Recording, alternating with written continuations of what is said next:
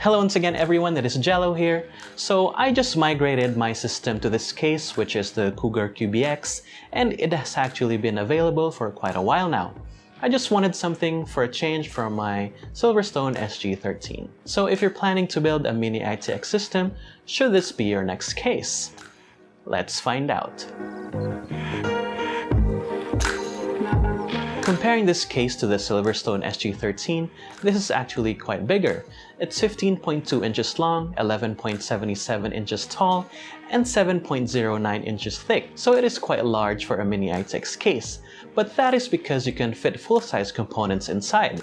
We'll get back to that in a bit. Looking at the outside of the case, the top and the front panel covers are made up of plastic and has a brushed aluminum finish. You can fit a slim optical drive if you still use those. Both of the side panels have a metallic mesh which helps with the cooling. At the bottom, we can find that the case is raised by plastic beams, and we can also find a dust filter which can easily be removed. The back of the case looks very simple with the power plug located at the top, which is actually just an extension since the power supply mount is located at the front. At the right side of the case, we can find the power button, two USB 3.0 ports, and the 3.5mm audio jacks. Now let's look at the inside of the case.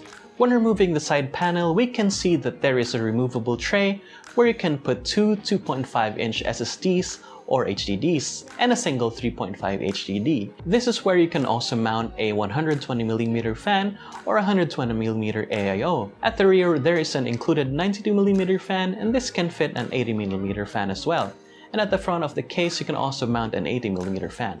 At the bottom, we can put two 120mm fans, but I think it's better to go with slim fans to get the best airflow and also not to have any clearance issues with thicker graphics cards. At the other side of the case, we can see some ventilation holes for the power supply to take fresh air in, and an additional mount for a single 2.5 HDD or SSD. Building in this case was really simple, but you'd have to choose your components wisely.